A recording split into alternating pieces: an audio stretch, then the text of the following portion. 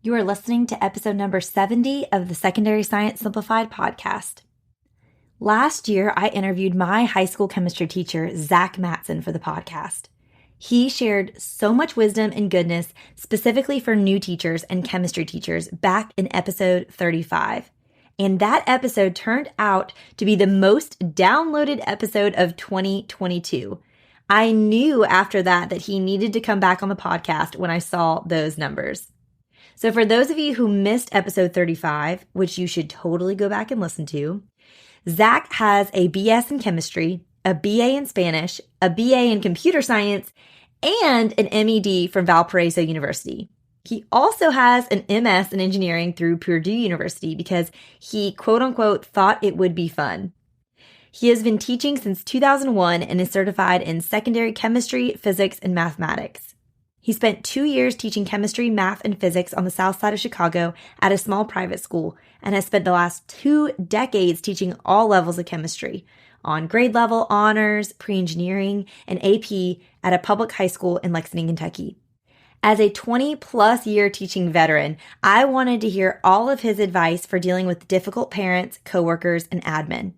I cannot tell you how many of you reached out and sent me specific follow-up questions for him after episode 35. So we ended up legitimately talking for 3 hours. So I'm actually splitting our interview into 2 podcast episodes. So this week you will hear the first half of our conversation, which is all of his advice for interacting with difficult parents. And then in next week's episode, you'll hear specifically about working with coworkers and difficult admin. Just like last time, I learned so much from him, as I always do, and I'm just so excited for you to hear from him today. So without further ado, let's dive into my interview with my very own chemistry teacher, Zach Matson. This is Secondary Science Simplified, a podcast for secondary science teachers who want to engage their students and simplify their lives. I'm Rebecca Joyner from It's Not Rocket Science. As a high school science teacher turned curriculum writer, I am passionate about helping other science teachers love their jobs, serve their students, and do it all in only 40 hours a week.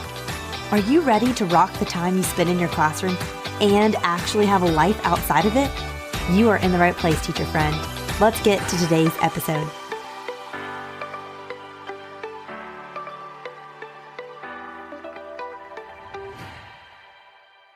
Well, hi, thank you so much for coming back. You are back because your episode, the episode we did last year, episode 35, was the most listened to episode of the Secondary Science Simplified podcast last year. So I had to bring you back. I'm so glad you're here. I have to tag in. That's like the thing people pay attention to the most is a train wreck. Like everybody tuned in when O.J. Simpson was being chased down the highway by the police. That's this. It's like, we want to watch a train wreck. But go ahead. I'm sorry.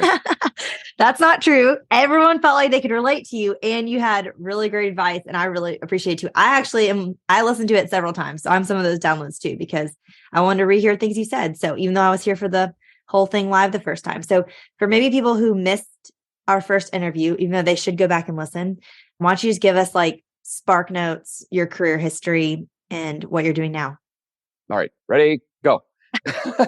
Grew up in Wisconsin, wasn't planning on going to college, really worked in an auto body shop. They said, if you can do a job that doesn't involve relying on your body all the time, maybe do that. So then I headed in a college direction. I was thinking like doctor, pediatric, whatever.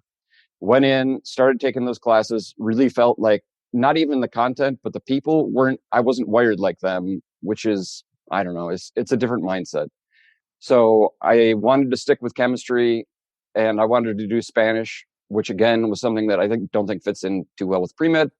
So I stuck with those things, got a degree, a BS in chemistry, a BA in Spanish, worked at a crime lab for a little bit, then went back, got a master's in education, taught 2 years on the south side of Chicago, came down to Lexington, Kentucky. My wife was in pharmacy school, and since '03, I've been teaching at a high school. I don't know if I want to out myself.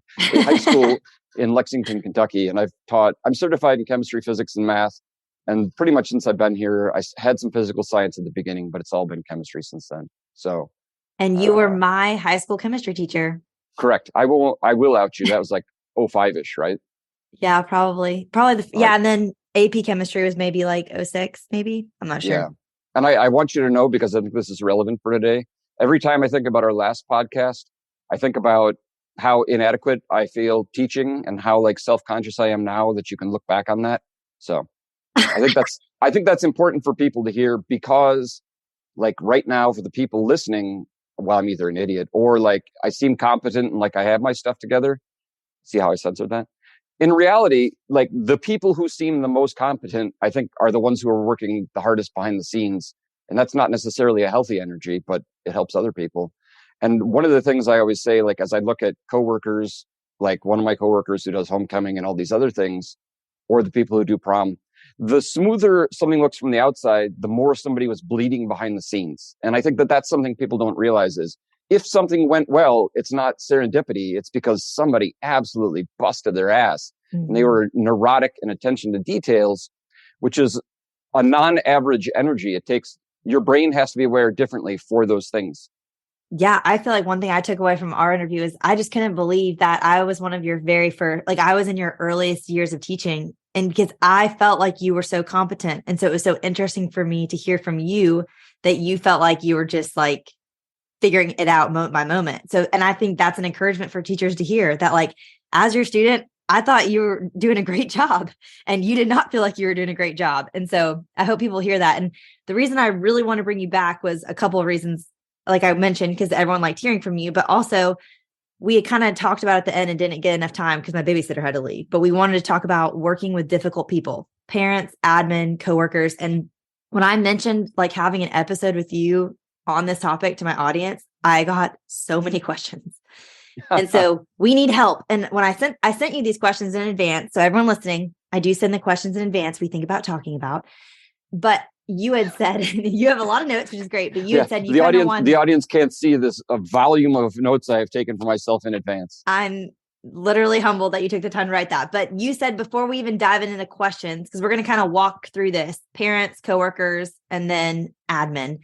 And wait, don't spoil it. Don't spoil it. Okay. Well, you just start with what you said you want to start with then. Go for it. All right. Well, I think it's important. I'm trying to be more succinct in life, but it's hard. So last time was episode 35, new teacher stuff. And I had like 3.5 key things to address. One of which was like, as a new teacher, you're going to suck, if that sounds familiar. And you got to realize that's fine. Put in a healthy amount of effort. You can't make things perfect. Like you just have to like make things move on. Even if you're missing content or whatever, the people who are hearing this podcast are conscientious enough that they're hitting what they need to, and they're doing okay. They're probably doing too much okay. So you got to realize that the time in your class is a blip on their radar. We feel like we are more important than we are. And like sometimes we're important, but like countless hours of therapy. We have less of an impact on people than we think we do. When I'm sitting at a stoplight, not turning right, and somebody behind me's got that right turn signal on, and I'm feeling guilty about it, I'm not even a blip on that person's radar. So that was the not so short version of 1. 2, all the resources you already need exist. And I have to laugh because one of my students who's like super astute, like he's got some savant understanding of interactions, like he's a peer tutor. And so I was like looking for something frantically, and he walks up to me and he's like, "What are you doing?" And I told him, I'd like of my own. I'm like, "I got to edit this so quick." And he's like, "Well, that's already out there somewhere." And then I had this moment of panic. I was like, yeah, but like, and I was like, "Wait a minute, you listen to the podcast, you jerk." So anyway, I had that panic moment where it's like somebody calls my bluff and it's like, yeah, it exists out there, but like, I got to do it my way. But he's like, yeah, well, it exists out there. So thank you, Matthew, for traumatizing me there. Don't reinvent the wheel, new teachers. And then number 3, which I think was the closing thing, which is like, get your email unlinked from your phone. My gosh. And that's something that comes up later in this podcast for us. And then I said 3.5 key things. So the other half a key thing is do as I say, not as I do. I don't know these things because I follow them. I know these things because I don't follow them, and it makes my life more difficult. So do as I say, not as I do. Am I allowed to spoil like my advice this time? I think that's important to front load. Yeah. All right. Yeah. So, spoil it. Let's go. Yeah. My takeaway this time is going to be, it isn't an attack on you. So my advice to not just new teachers, but all teachers, it isn't an attack on you. Care less and tell your brain to shut up. That I think is one of the most important things as we get into this first thing. And then I had the other half, which is also this time, especially do as I say, not as I do. So let's keep that in mind as well. I may title this episode, care less and tell your brain to shut up with That would Zach be awesome. Matson. Yeah, Wes. After my previous visit to the podcast, I walked away like laughing to myself. It's like, well, that'll teach her to have me on a podcast. But here we are. Joke's on you because you're back. I know. So like, here we are. And like, I had to think about it. Why would you want me back? And then I looked at the topic list and it's like, everything boils down to how do I deal with my coworkers? How do I deal with parents? How do I deal with problematic people in my life? And it makes sense. Like I figured it out real quickly. I am the problem in people's lives and I am the coworker people have to deal with.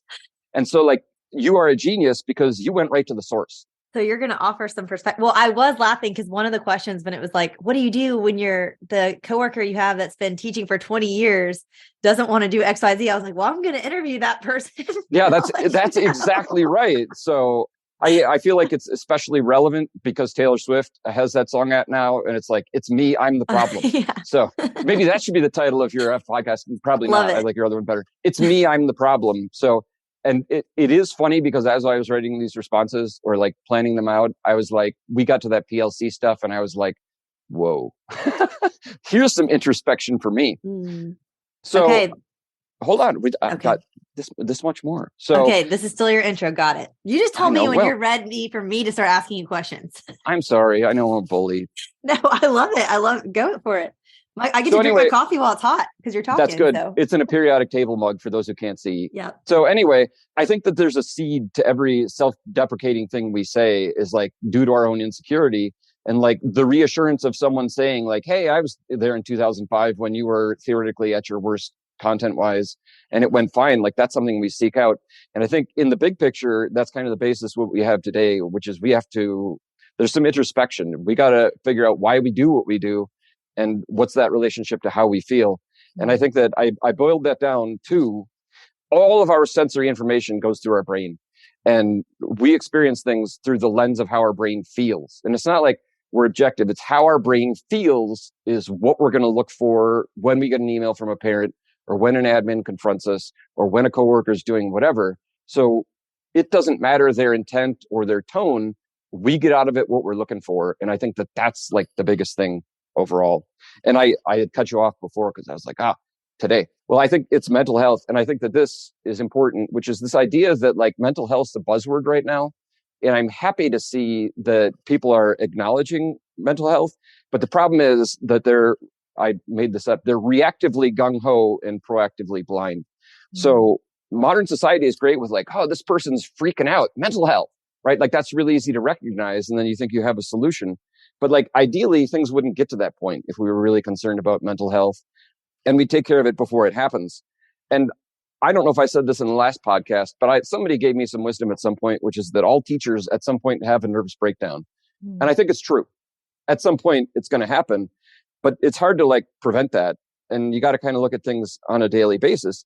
And here's where the problem comes up. We know this as scientists. If you got some gigantic data set and you're looking for something, it's overwhelming and you kind of can't address it. But if you've got one data point that's like neon sign flashing at you, then that's the one you're going to hone in on, like, especially when it's literally screaming at you. Mm. So like literally this person is screaming. So, all right, let's go. Mental health. Okay.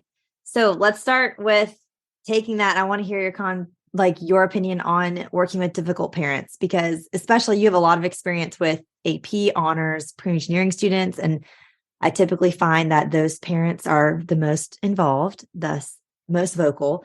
Tactful. So yeah. Okay. So first question would be for those parents that say my student would never do that, or have kind of like the blinders on to the reality of like the human that their students is. Well, that's a big one. And I think it's really, I have to tread lightly with this idea of a difficult parent, because there's like the semi-justifiable difficult parent where like the kid or the family's going through some difficult thing. Right. And then there's the general high maintenance, which I would say is true for many of the high achieving students. Like it is not a coincidence that these parents are involved in these kids' lives and that they're achieving well. And then there's like what I would call worst case scenario, which is the self-entitled sociopath. That's like, those are so damaging to your existence that you really have to watch out. And so I think and my kids know this because I complain about it all the time now. Like I spend 60 minutes plus every single day dealing with emails. And it's just part of the game now. And it's super frustrating because that's time I could spend doing other things. And like the majority of those are like, did they turn in their homework or whatever? And then there's like, how can they improve their grade? And don't worry, I'm getting to your question, which is like, how do you deal with them? But if you want to, and you can say no, but like I kind of sketched out an email and I want to tie it into what I said, which is how we interpret it versus what's going on. Yeah. And so I used you as my example. I'm just going to kind of Perfect. streamline this email. And again, so this is partially difficult parent, but how we interpret it is like a big deal too. And so this is not a email, but all of these words have been said to me in various emails. And it's like, it's seemingly soul crushing because of the way we interpret it. So I used you as my parent, if that's okay. So Totally like, fine. Mr. Matson. My name is Rebecca. I am Rob's mother. So I chose Rob because he doesn't Baby actually. Rob. Yeah, baby Rob. I'm contacting you regarding his current grade in your class. He's been struggling in your class for several weeks, and we have reached a breaking point at home. He was up till 2 a.m. last night crying, and he refused to go to bed because he wanted to finish his homework for your class. Rob typically spends 2 to 4 hours per night on his homework for your class, which seems excessive to us. He says everyone else in class gets it, and he just feels dumb.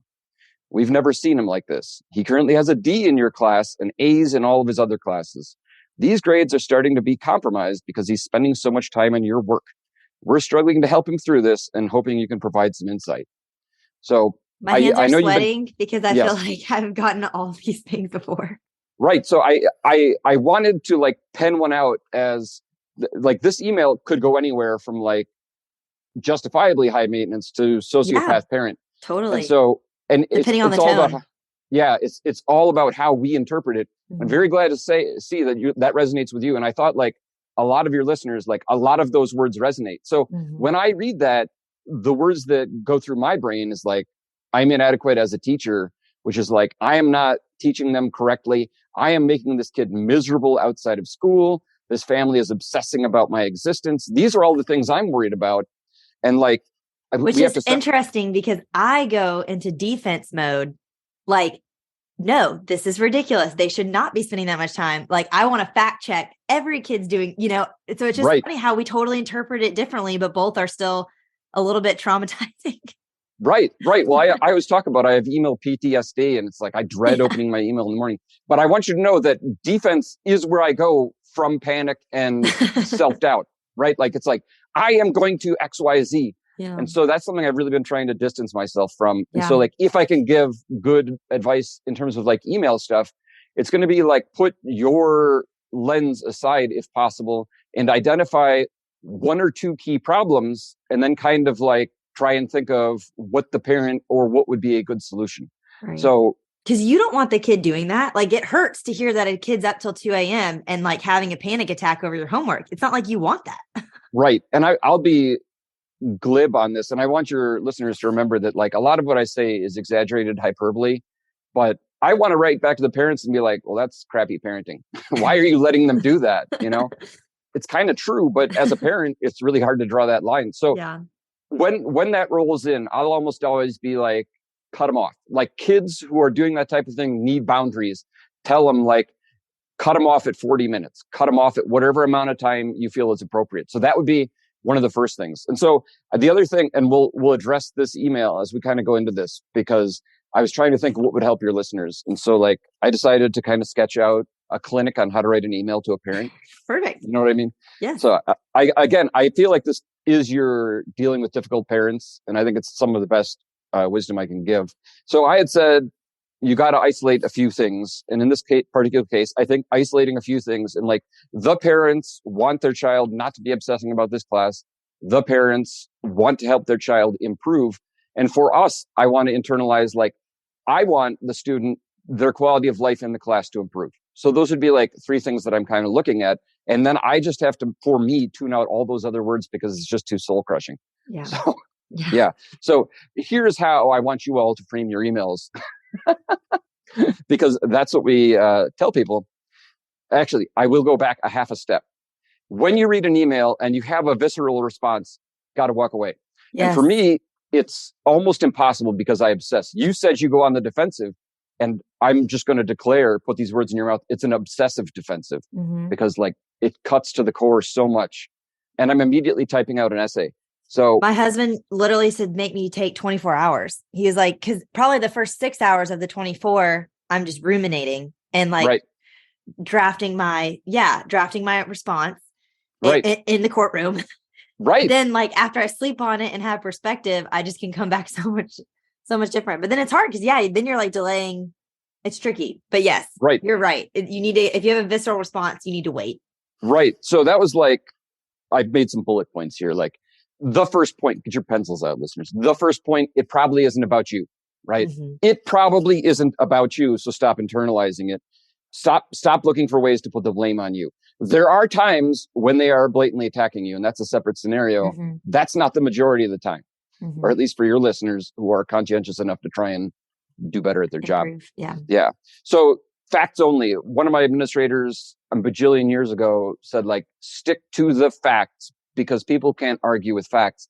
And you can't reason with emotion at the other end, but at least you can not stick your foot in your mouth horribly. Mm-hmm. So something that I think you'll relate to too, which is like, if your email is starting to get too long, you got to walk away. And if you feel there is no way to cover a ton of words, you're going to have to pick up the phone, which is like one of my nightmares. You want to talk about sweaty palms, you got to pick up the phone. Okay, listen. So you may find this crazy. I hate talking on the phone so much that I would much rather just meet in person. So like I've got my rule is like, if it's starting to get to like 2 to 3 paragraphs, I'm just going to delete it and say, let's meet in person and talk through this.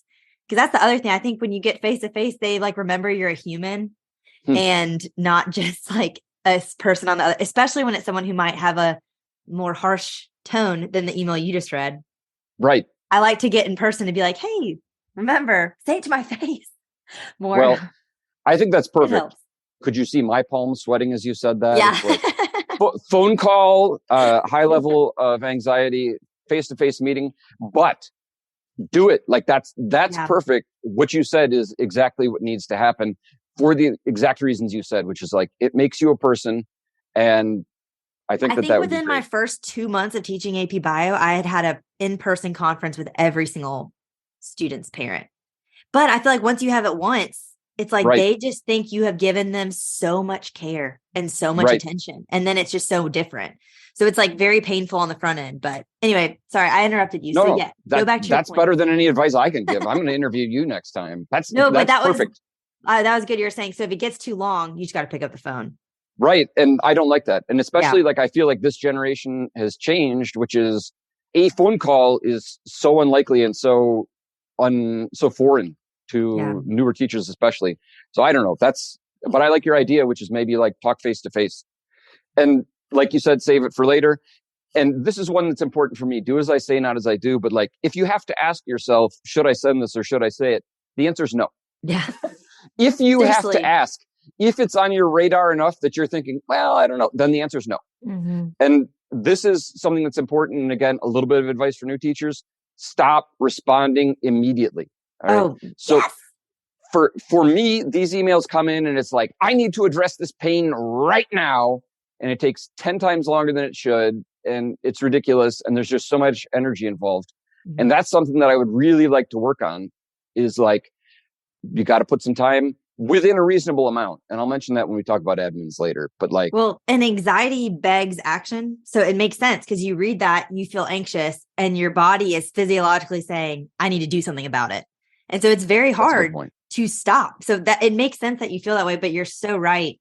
I was just here the other day. I was working on something. I was working on a flame test lab for chemistry. Right.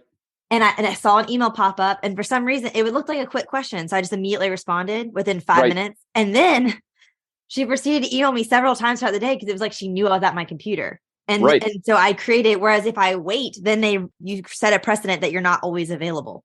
Right. You know? So absolutely times 1,000. And that's something that I was going to mention later is like no more than one email per day, only during business hours. So to a person. Yeah. Right. To a parent. And they can email 5 or 6 times, which sometimes they do. They get one. It's at the end of the day. Sometimes it has to be 24 hours. So always try and respond within 24 hours is my other email advice. And then I will toss this one in there, which is kind of a joke, but kind of not. don't ever state or imply drug use. Even if it's true, it never goes well. Ever. And that was the same administrator who told me stick to the facts was the one who told me never, ever imply or state that. So it's kind of a joke, but we've all had kids who like walk in on a Monday and they're like, oh, I was so trashed this weekend.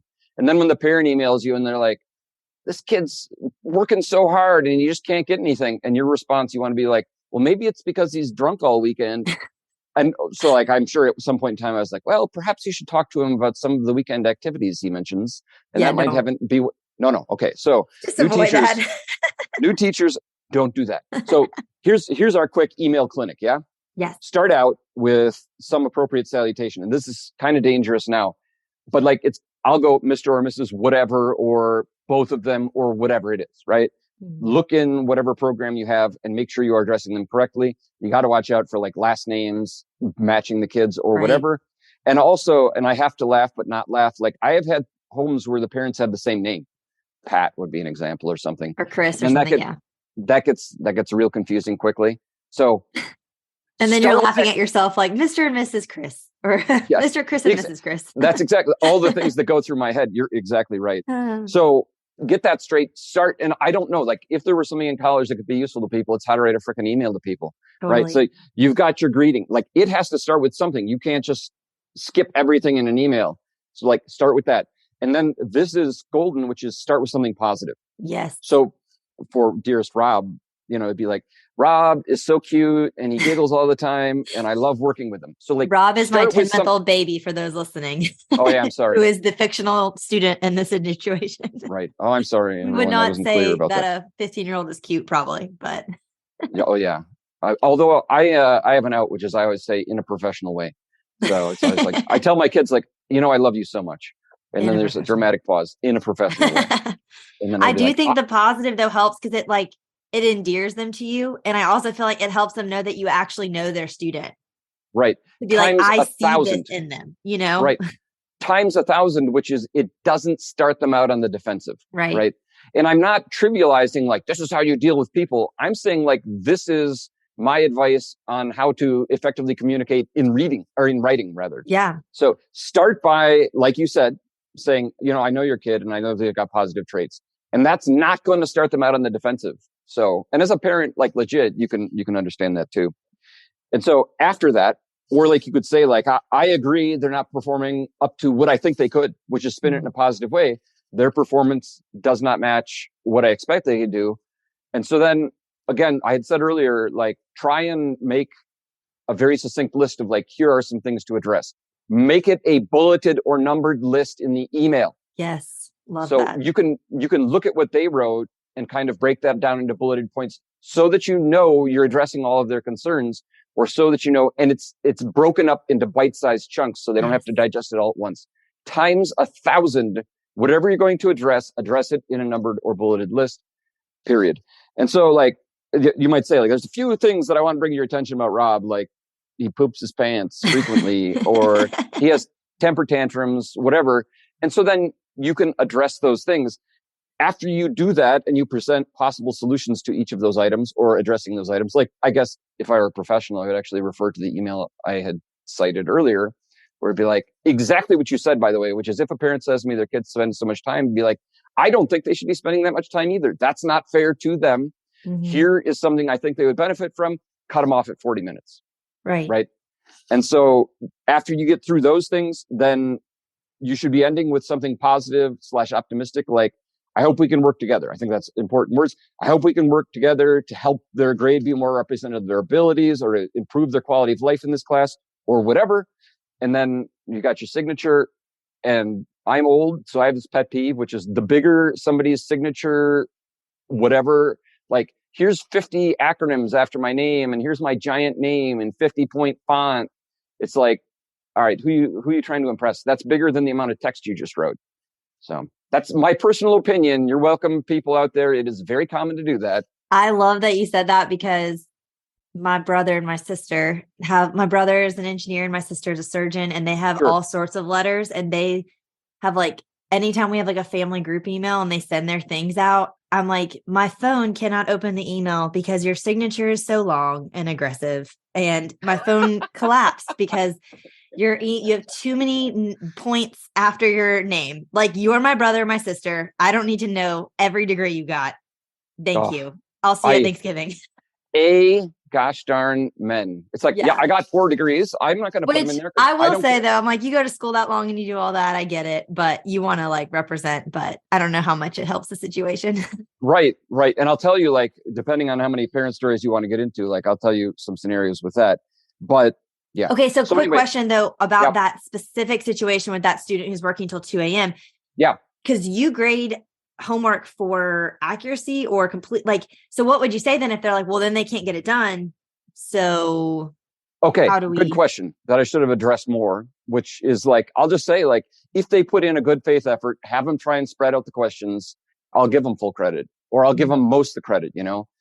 I've gotten more lenient in that. So short answer, I don't generally grade for correctness because there's not enough time. Agreed. They have to do it honestly. And I'll have my peer tutors go through and kind of check assignments. And you can tell very quickly if it's legit or if they put in a legit effort or if they're making some consistent error. And then another thing I've suggested for kids who spend a lot of time is get started on the day it's assigned, spend 10 or 15 minutes to check off the problems that you think you have a grasp on. And then the ones that you don't, stop by the next day for some help on those other ones. And you can very quickly make the assignment very efficient. So if it's a kid who's spending tons of time on a homework assignment, then get them started. Let's say tell your kid you got 10 minutes to go through this assignment and mark the ones you do and don't know, and then cut them off, set some bounds because that's what these kids need. Then go in the next day, ask for some help. And for us, it may take like 5 minutes to give them tips on how to address those problems. And then they can probably do the whole assignment in 30 or 40 minutes. I always had like tutoring after school for 30 minutes, 45 minutes after school. And I always was like, just come sit in my classroom and do your homework while I'm in here. Right. And like, I'm putzing around doing stuff, whatever. But that way, because so many times they just get stuck on the smallest thing. But if you're right there just to like push them into the next part of the problem, they're like, oh, and it just gives them confidence and that companionship and the accountability of the time. Like, just come be with me for 20 minutes, you know? Amen. And that lets them know you're a person. And I think that's something that I get a lot from admin is like, kids are scared. They're afraid to come in and ask for help. But like the kids who can relate to the other kids that like, that's not how it all is at all, especially one-on-one. And I tell my kids in front of the class, I'm like, this is a character I play on TV. It is true though, that you have to have a different energy when you're in front of a class of 25, 30 kids, as opposed to when you are one-on-one, because you're having to manage all those people. It's so true. Right. So I know that the original question was, how do you deal with difficult parents?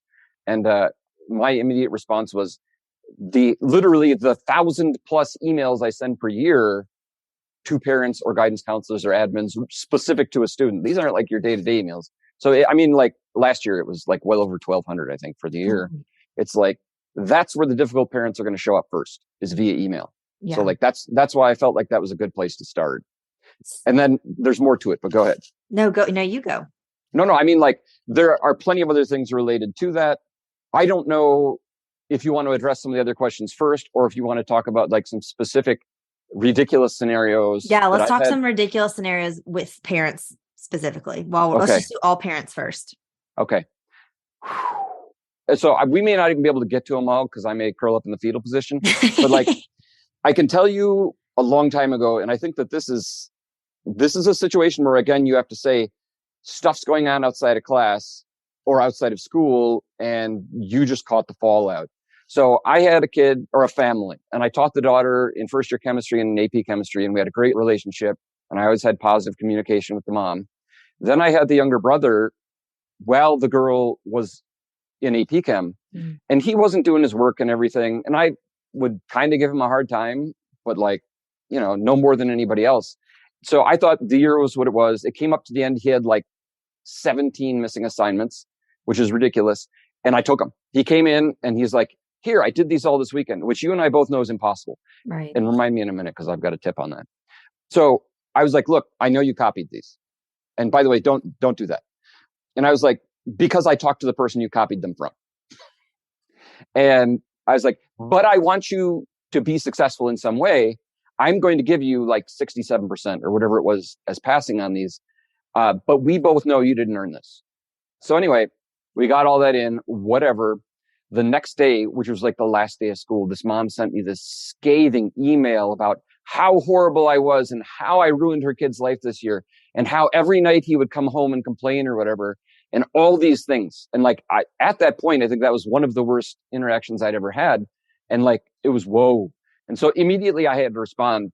And I tried, like, this was maybe 15 years ago. So, and I tried to do it like at the time, like kind of a bulleted list where like, yeah, he said he did this. It's impossible. I know who he copied from.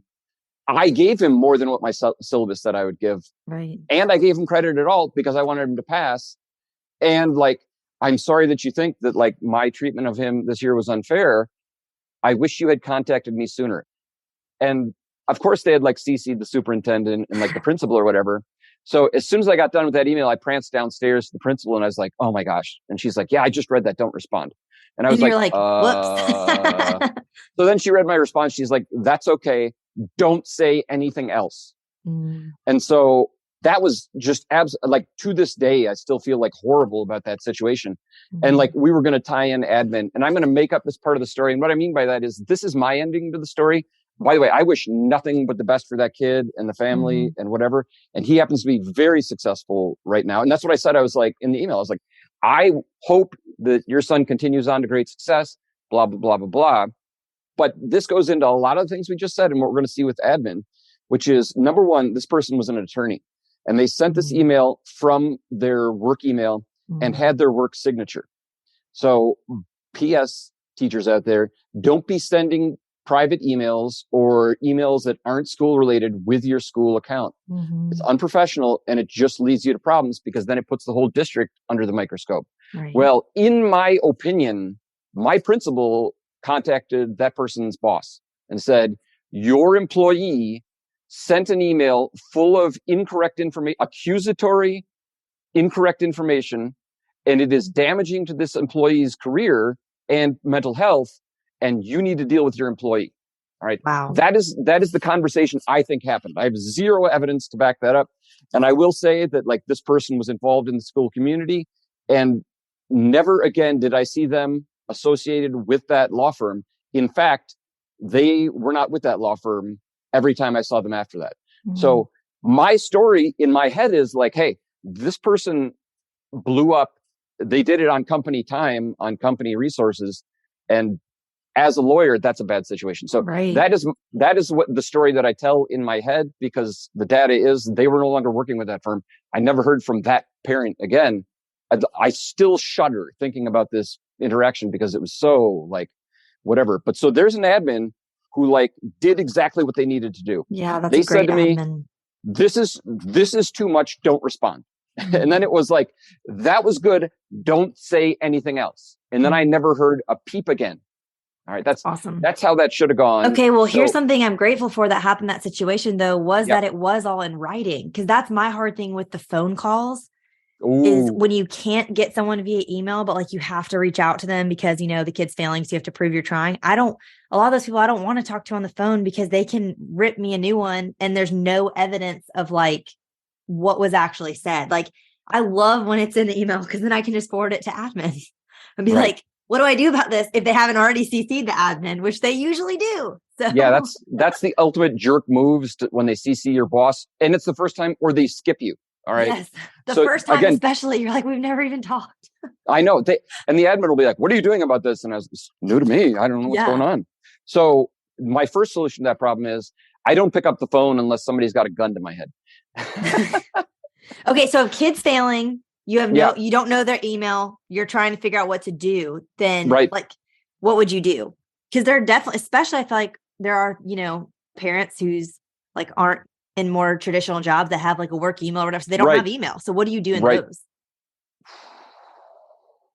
So I'm trying to reconcile, like in general, those situations aren't going to be one where the parent, well, I don't know, it kind of does, but like if the parent is willing to go off on you, they're probably motivated enough to put it in an email. True. So what I would recommend is take notes on the email, document it. Like we have Infinite Campus. I'm not the biggest fan, but there's something called the PLP tab. I should probably know what that stands for. But I would put a note in there, like called home, parent was very disagreeable, said these types of things. I stayed positive and suggested that this was a resolution. So just track you may want to put, so in writing wherever what happened. And like, I think that's the only answer is take notes, take notes. I have to laugh because I think I told this story last time, but like one of my first couple of years, I called home to a parent, a positive thing, which by the way, you want to freak a parent out, call them, call them out of the blue. I've done that a couple of times and I've stopped doing it. So like several years ago, I was like, these kids are kicking butt. Maybe I need some positivity. Then you call the parent like, I'm so-and-so's chemistry teacher. And then their palms start sweating and they go on the defensive. So it's not worth the trauma, I don't think. But I do try to email every parent once a quarter. If I could do once a month, I would, but I try to do once a quarter with something positive and super short. Because I agree, no one ever gets positive stuff. Right. So Why do you make me feel so inadequate as an educator, Rebecca? No, it's so hard. But like, I did feel like that helped, especially, man, I mean, I could go into it all day too, especially when I started teaching at a private school. It was like, my principal sat me down, like we weren't even supposed to have mid-year evaluations till December. And he sat me down in October and was like, we need a crash course on dealing with parents, Rebecca, because you're not very good at it. And that's when, and my problem was I am so succinct. I love a bulleted list, but I would email the parent and I did not do the positive at first. Right. And I would just jump into a bulleted like thing and be like, I'm out. Yes. And it was traumatizing parents. But then that's where he was the one who taught me start with a positive, like you said. And then he was the one who also said it might go a long way if you just started sending positive things here and there. So he was the one who really challenged me on that. So what a good admin. I mean, a digital hug for that person. And that's where it like, I said, so when he was still working at the school, when I went on maternity leave, when we adopted T, and I said, everyone kept being like, when are you coming back? And I was like, I'm only going to come back if he still works here and he doesn't work there anymore. So I'm like, I may not go back because, or if I do, it's got to be the right admin because it truly, we'll get to admin, but they really do make or break the job. Absolutely. I had a parent call me the Antichrist in an email and I got to forward it to him. And that was one where he was like, just like yours, where it's like, just don't respond. I will defend the fact that you are not the Antichrist. Right. That's pretty big shoes to fill. And for those of you who don't know, like Rebecca is one of the nicest people on the planet. Like objectively speaking, like you can't be mad at Rebecca. I'm pissed. Like I'm going to get this person's email and address and I'm going to have a chat with them. Sometimes those ones are almost easier because you're like, okay, facts. I know I'm not the Antichrist. So emotions, don't panic. Like this is not, like you said, it's not about me. And this made it very clear it's not about me. You know, because it was all because I had a genetic disorder research project. That was it. Yeah. Research project. Oh, long-term expectations. I know. Okay. So something you said, make sure hold on. I got to finish that story. Yeah. Which is, so I called home. I said to the dad, like, I really enjoy having your kid in class. And the dad's like, I really enjoy it when he's at school too. And obviously that dad had a sense of humor. So yes, I love that. Okay. So you said, make sure to ask you, and I wanted to hear what you said about accepting all that missing work at the end of the year. Why did you do that? Well, okay. It's because I didn't know any better. It's like these things I'm telling you aren't because I thought of them before things went wrong, right? Like start with positive didn't happen because I ever had the idea start with positive. Right. So you're talking to someone who's written, learn from mistakes. I don't know. Yeah. So learn from me. There's your clinic on how to write an email and to de-escalate. So here is the policy I put in place. And here is something so like one of the questions you ask is always like, what have you changed? So the policy I put in place for the next year in my syllabus was I won't take more than 3 assignments in a day. And so, and there's a cutoff 2 weeks before the end of semester, after which I will not take late work. So my reasoning and like, if this is some golden advice that I didn't write down as a note to myself, but I tell parents this all the time. Your kid's got 20 missing assignments. For me, in the real world, I don't go out and save up all the money and then buy a house. Like we take loans and pay it off a little at a time. They have a giant debt of homework. They're not going to save it all up and turn it in at once. They need to pay off a little at a time. And so that's why I say like no more than, and 3 is a ridiculous number, but sometimes you got to get that in. I was going to say that already feels very like you're being very generous, I think. Yeah, well, it's not. I am the Antichrist, although no one has actually called me that, and I feel like I need to step my game up. There's still time. There's still time. All right, I'm going to get on that. So yeah, I've revised that a bit, but I do want to say that like that is a good life lesson. Parents understand this idea of making a huge purchase and paying it off at a little at a time. And here's how that relates to me. And I think that the kids understand this because I say it all the time. It's like, I'll go into a weekend with a project list where it's like, I'm going to accomplish these 15 things. Then it's like noon Saturday and I'm 1% of the way through one thing and I am miserable for the rest of the weekend. I think that this resonates with so many people. So what I'll tell them is like, work on one assignment per day. If you can't do it, start 2 assignments total. Give yourself an hour, no more. And like the burden is lifted from them so much, which is having these boundaries. You go into a Saturday and it's like, all I have to do is put in an hour. And then you don't have to feel guilty for the rest of the weekend and your quality of life improves exponentially. So my general policy that I suggest to parents is 1 a day or 1 every other day. And I think it's important that you write that schedule down on a piece of paper and hand it to them, because I think it's really important for the kids to have concrete in front of them as opposed to brain spinning like crazy, just thinking, even if it's like 1 a day, they don't know what they're going to do when or how. So like there is some of the best advice I can give related to kids who get behind and catching up, which is write out a schedule, tell the parents it's impossible to do it all at once. Your kid's going to be miserable. Knock it out. And I will tell you, like, one of my greatest success stories this semester, I had this kid who was literally like 20 assignments behind. And I know you're in your head, you're like, well, I wouldn't take them early on. I am kind of soft. So, but he's got like, he had crap going on, Yeah. And I was like, look, if we have enough time this semester that you can solve this problem. And we wrote out a schedule and he did it. And like his attitude and his face the last 2 weeks of school was like nothing I have seen before. It was like, I know we don't have as big an impact on people as we want, but it was like a life changer for him. It went from like a 20% to like an 80% or something. And it was just like, that was worth it. That kid learned a life lesson. Yes. They earned it. So anyway. Did you ever teach Annie Grossman? I know Annie and so she's on Instagram. I'm not gonna, yeah. Well, yes. She was one of my best friends in high school, and our senior year, she admitted to us finally, like in April, that she may not graduate with us because she was 24. We called them P-Tom Papes. Okay. Mr. Thomas, who was like, oh yeah. Yeah. I taught both his kids, by the way. Oh, really? Well, he had these papers they were supposed to write throughout the year, whatever. And she had 24 she didn't have. And like, she literally, and he was so generous, but he was like, I mean, I literally can't graduate you, Annie, unless you at least turn something in, whatever. And so I will never forget sitting in English lit, senior, like English lit, and writing out a schedule for her. Right. And saying, this is your schedule. And I like that was like before we really even had phones and stuff. So I was like stalking her every day to be like, did you turn in this P-Tom Pape?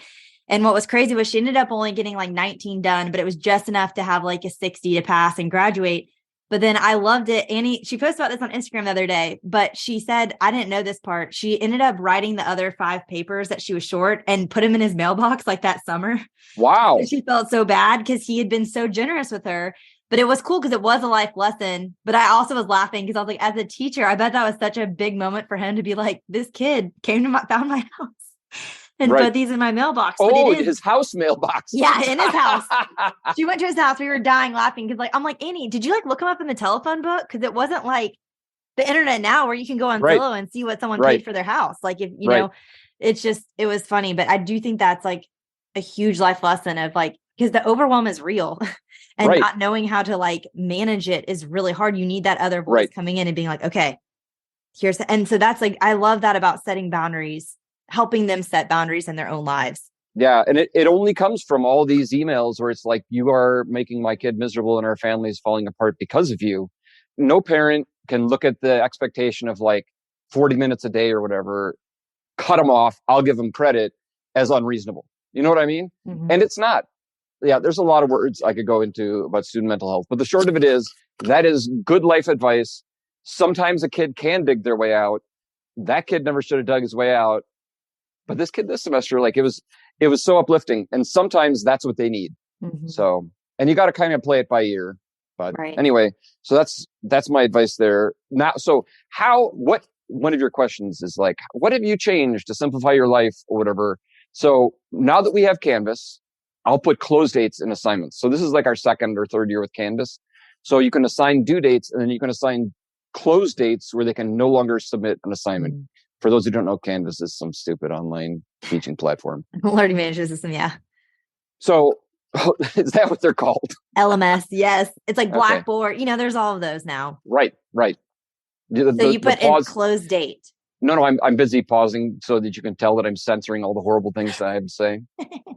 Okay. So yes, I put in close dates. So like I would put the due date like 4 or 5 days out, and then I'd put the close date like 2 weeks out approximately.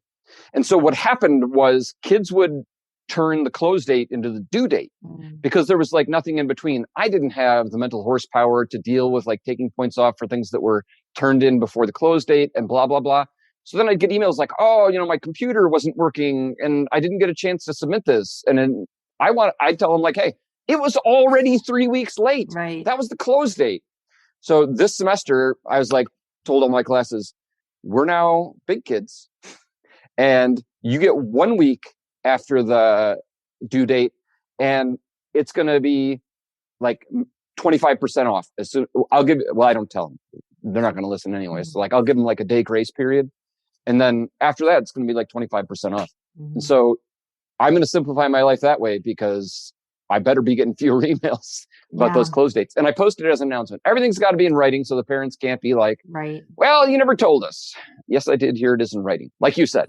Yeah. My policy was always, I'll take late work up until the test day because it's like, that's the hard thing. It's like, you want them to do it because they need to learn for the assessment.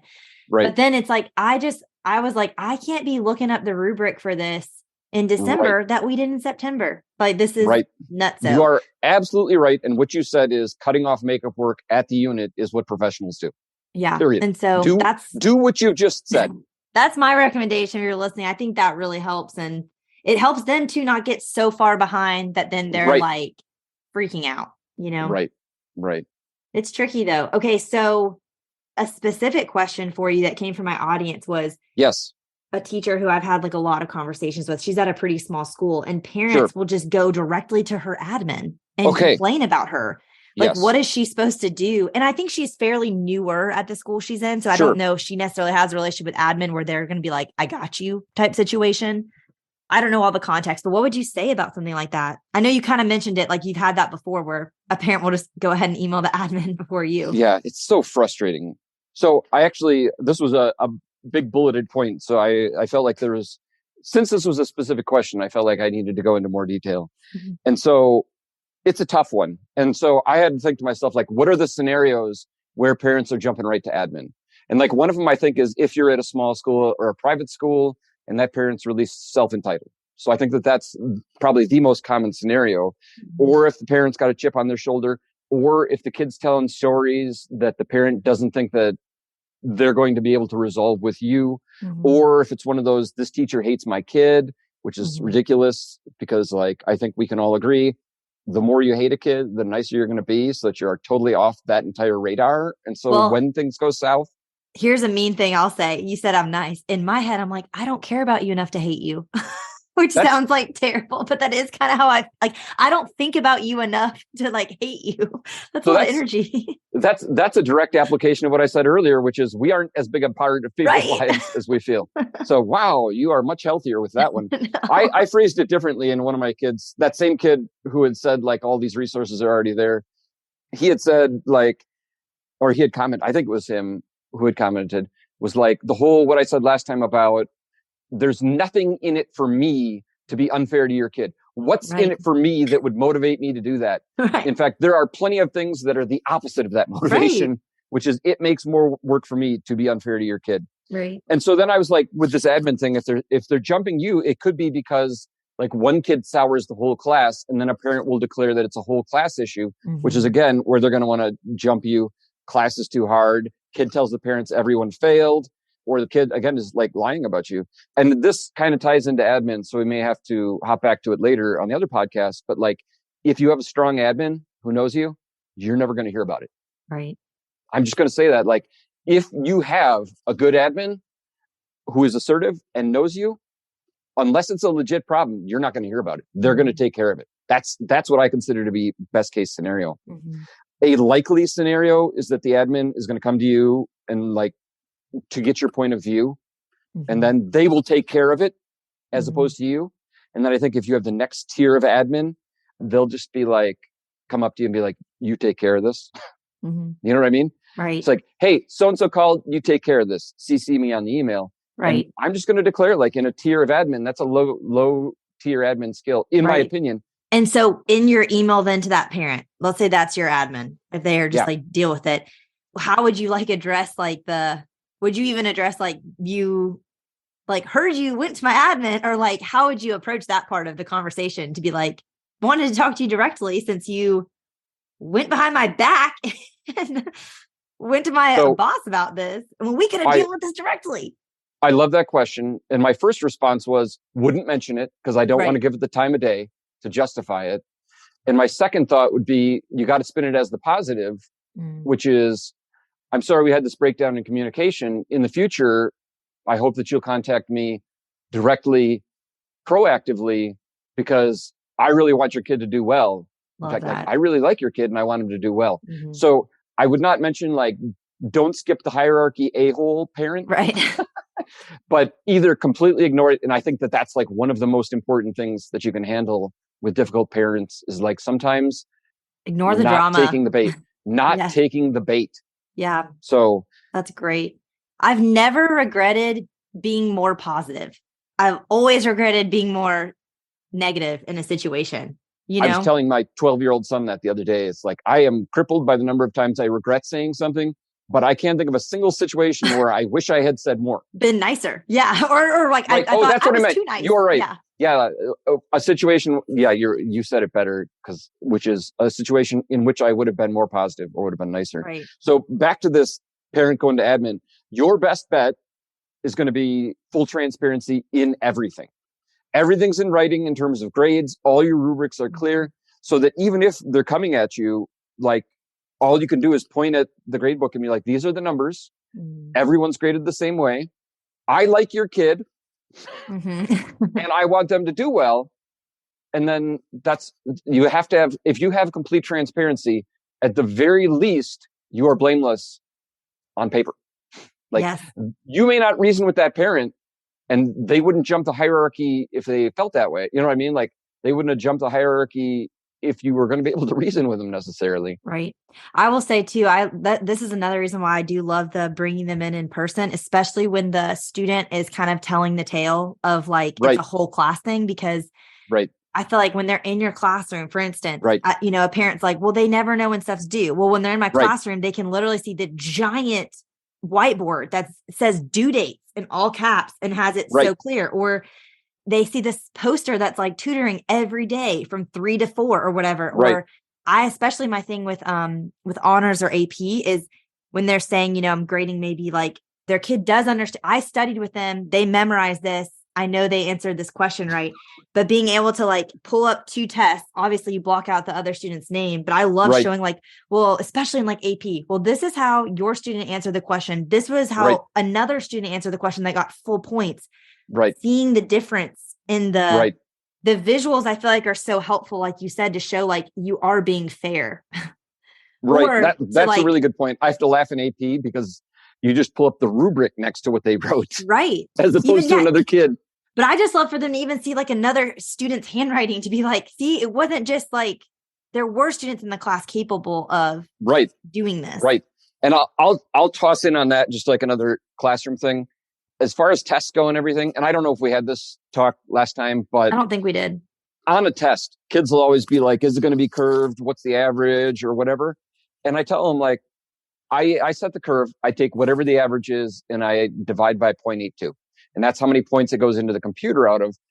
There are kids who are going to blow it out of the water. So if it's like a 250 point test, there's kids who are going to get it. And those are the kids these kids are really competing against. How can you say you're an educator if you don't want to know how well your top kids can do? So you set up a test, not one that everybody's going to fail, like your math classes and chemistry classes in college where like a 20% was the average. That was biochem for me. It's terrible. Exactly. So you want to set your tests up where it's basically impossible, but you want to set your test hard enough that it challenges the top kids and then gives you an idea of what like the kids on average can do. And that's totally fair if you aren't penalizing the majority because of that super high achieving minority. So I just take whatever the average is, divide by 0.82. Any parent ever asks, average is 82%. So, and so I put the number of points, like let's say it's whatever number, if it was a 250 point test, there's no way it's going in as 250 out of Infinite Campus. Maybe it's going in just to make up a number, like out of 200. And then I don't like giving over 100% really, because then that kind of skews grades. So I'll cap it. A lot of times what I'll do is I'll put in like 100.125 so that they can know what they got, but it's not skewing their grade. So maybe they got 125% or something. Cool. I like that. I want to also address, because I know we're wrapping up this round and warming up for the next podcast round. Yeah. But one of your questions that I did not answer specifically was like, how do you deal with the parent who says my kid would never do that? Yeah. Okay. Well, first up, don't start an email with your kid cheated. In fact, it may be the best to never even say the word cheated. Right. And I'm sure in the student handbook somewhere, I'm assuming that like my kid would never do that is you're kind of referring to cheating as like a likely scenario, or like cussing another kid out in class or whatever. But most likely cheating is what I feel like the more common. Right. Especially with like high achieving students where there's more pressure on them and or they're smarter about cheating, which you want to catch them now. And I tell the parents, I'm like, you should be glad your kid got caught now. They're a crappy criminal. And what we have done is taught them a lesson early. If they get away with it, if they get away with it now, then like consequences are going to be big time. So I tell them like, be thankful that your kid is a crappy criminal. Okay. So, but we're not going to tell them they cheated. So how would you handle that if it's like you do have a cheating situation? I usually try to handle it straight with the kid. Okay. And I'll pitch it. And again, this sounds, I don't know, it may sound artificial, but like there are policies in every student handbook about cheating, disciplinary procedures, blah, blah, blah. And they may involve like a detention or whatever and a zero. By the way, like the current trend in education is nobody gets zeros ever. So that they wouldn't even let that happen, I don't think. But I try and handle everything in-house. And so I'll say to the kid and or the parents, look, there's an issue here. And again, I'm being very careful not to say your kid cheated, but like there's an issue here. Their paper looks shockingly similar to the student next to them. And I'll say, it is likely that something took place. We can go through the administrative policy and they can go through detention, or I can do this and you can handle it at home. You know what I mean? Would be your alternative? Because again, I think most, or at least because you're right, most schools aren't doing zeros now, but ours in the past was like a zero on the assignment and like after school detention for a week. So what would you say? What would be your alternative punishment? Well, generally, so like if it were a homework assignment, zero, no questions asked. Yeah. Like, and they'll be, I'll be like, I'll be like, they get a zero on this assignment. It's not going to make or break their grade. Right. And I'll let you handle the discipline at home. But I'll give them the options like, or we can go through the administrative thing. And I have to laugh because it's like, who's going to do that? Right. But it's not giving them choices is good. Right. It's like equipping. They feel better about that. And it's less work for me because I know in my heart, if you don't have a strong admin, they're not going to back you and they're going to back down. Right. And it's going to be ridiculous. So this is all kind of CYA stuff. And it's like playing the game. But again, like I think it empowers the parent and it makes less work for me. Mm-hmm. So like a homework assignment is a no-brainer. Tests, which I think come up more often.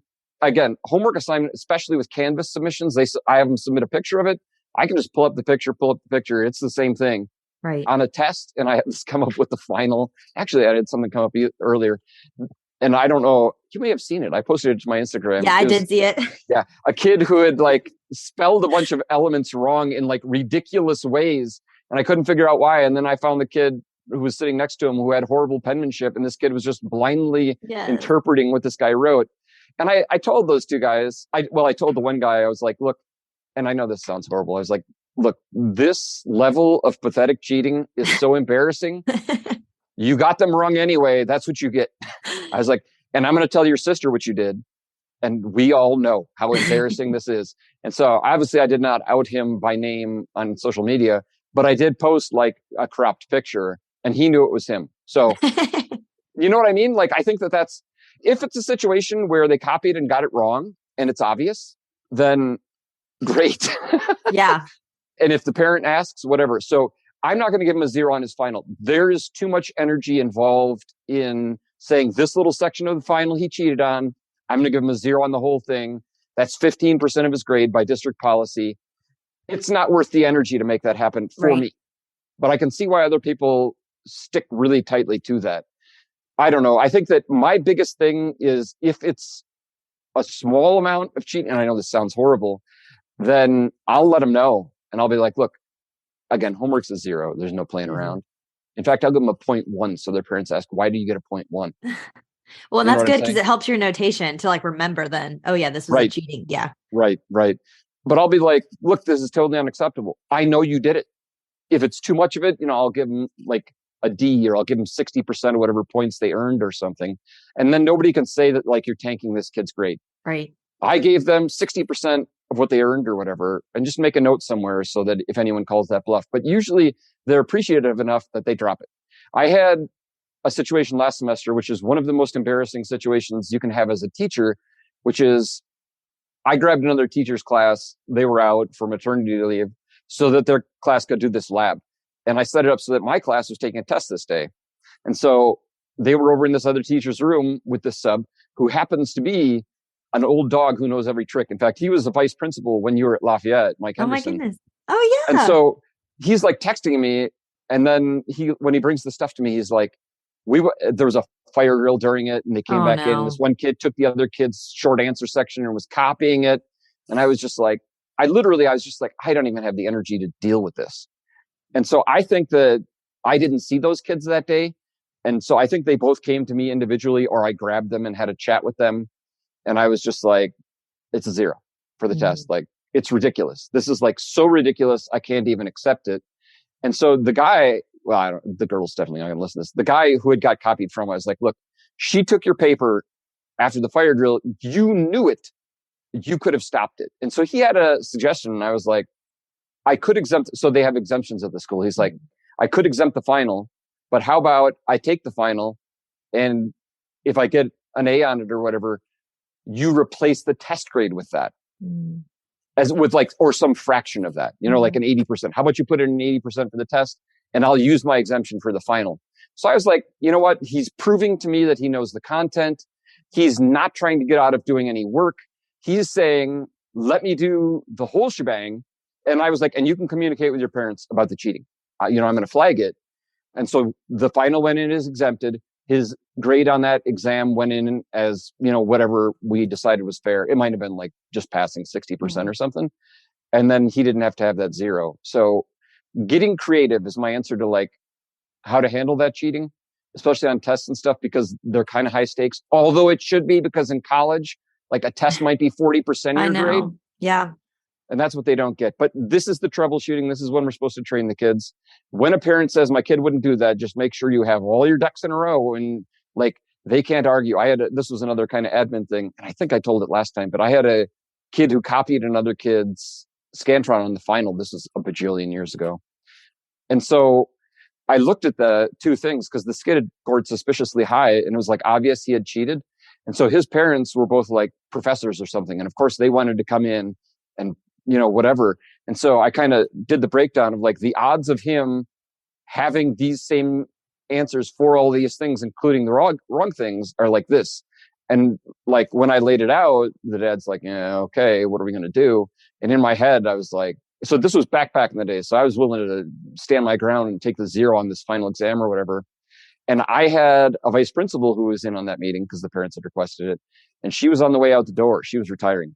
So she stood her ground. I was like, this woman has never helped me one iota, but she stood the ground on that. She's, whatever the teacher says, it's clearly cheating. And I was just like, thank you, admin, for your apathy on your way out the door. Because you stood your ground. Anyway, so when a kid says they didn't do it, well, you just got to have the evidence ready for them. And if they don't, bluff. Yeah. What I mean is, tell the kid, you and I both know. Yeah. And again, you don't even have to tell them you cheated. Suspicious things took place. You cannot argue that suspicious things took place. My eye is on you. You need to get your ducks in a row and make sure nothing suspicious happens again. And I know it sounds like overly paranoid, but you're not saying the kid did anything. You're saying explicitly, they can't argue suspicious things happened, right? And by you telling them, suspicious things happened, it's like you're saying to them, I know you cheated. You better watch your ass from here out. My mom was like, I guess she listened to the last podcast. Well, you said some questionable things. And I was like, really didn't feel like it. And I tell my students, I'm like, if Taylor Swift can say it on terrestrial radio, if it is a word that she says on the radio, there's no reason I shouldn't be able to say it in class. All right. So anyway, funny. blah, blah, blah, blah, cheating, blah, blah. Handle it with the student. If you have to bluff them and just tell them, hey, I'm going to let it slide this time. Or, give them a slight penalty and tell them I could be doing much worse because it makes you the good guy. But then what happens if it happens again and you have to go to the parent and they're like, why didn't you tell me the first time? So good thinking, which is I'll just be like, hey, there was some suspicious stuff that went on. I wasn't sure that anything went with them. So I had a talk with them specifically about this thing because I said to them, I don't want any confusion in the future. Right. I wasn't clear that time. So I told them, I don't want any confusion in the future. I didn't have anything to go to you with, but I clearly made my expectations known to the kid.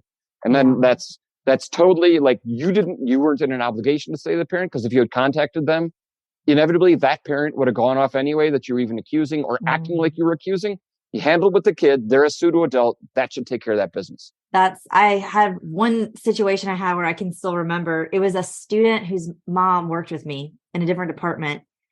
And it was one of those things where I tried to, because again, I agree. They're like, I'm trying to teach them like life conflict resolution. So I was trying to deal with it just with him. And it was the same thing. I didn't have like complete evidence, but I didn't tell her the first time. And then it did happen again. And it was much more clear. Sure. And then when I brought her in, she was so upset because she did teach down the hall, but I was trying to like, I don't know. I still am like, did I handle that right? I was trying to like not give him a break, but give him an opportunity. His whole entire education, his mom had been down the hall. So I was trying to give him some independence, and it backfired. But then I got roasted by his mom, who was also like, slapped you in the face. And that ungrateful turd. And that's the next segment of this is on coworkers, because that's where I was like, dang it. I like am fresh, because I had a lot of instances, which we'll get into. We're going to cut this one and then start another podcast. Yeah. But is teaching at a small private school, a lot of the coworkers, kids went there. That made it a little bit stickier. Right. Oh, big time. Trickier. Okay. Well, before we cut off to the next one, anything else specific to parents that you want to share? I think just summarizing it, like find ways to keep it positive and to spin it in a positive light and to make it clear that you are making opportunities. You care about the kid. Fact, right? You see, like you said, the positive attributes in this kid. Fact. You want to work together as a team. Fact. Mm. And then like, you're not the bad guy. And so much, and I know it sounds trite, but like so much of what I say and do is so you don't have to be that bad guy who people are fighting. They can only say to themselves like, well, he did everything he could and he gave this kid every chance and he was fair and reasonable. And that's what you really want to be in that situation, which is rather than being the executioner out of the blue, it's the person who saved them from execution or tried and tried and tried. And that's well documented. Here are all the chances I gave this kid. And that's what admins want to see too. Here are all the chances I gave this kid. Love it. Okay. And also, it's not an attack on you. I was looking through. Yeah. Remember, my advice for everybody was, it's not an attack on you. So. It really is so much less personal than it always feels. Right. Thank you so much for listening to today's episode and the first half of my conversation with Zach. I hope you found it helpful. I will link his YouTube channel in the show notes, which can be found at itsnotrocketscienceclassroom.com/episode 70.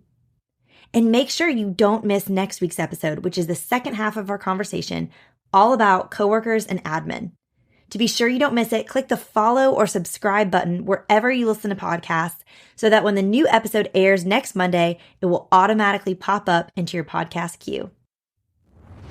All right, teacher friends, that wraps up today's episode.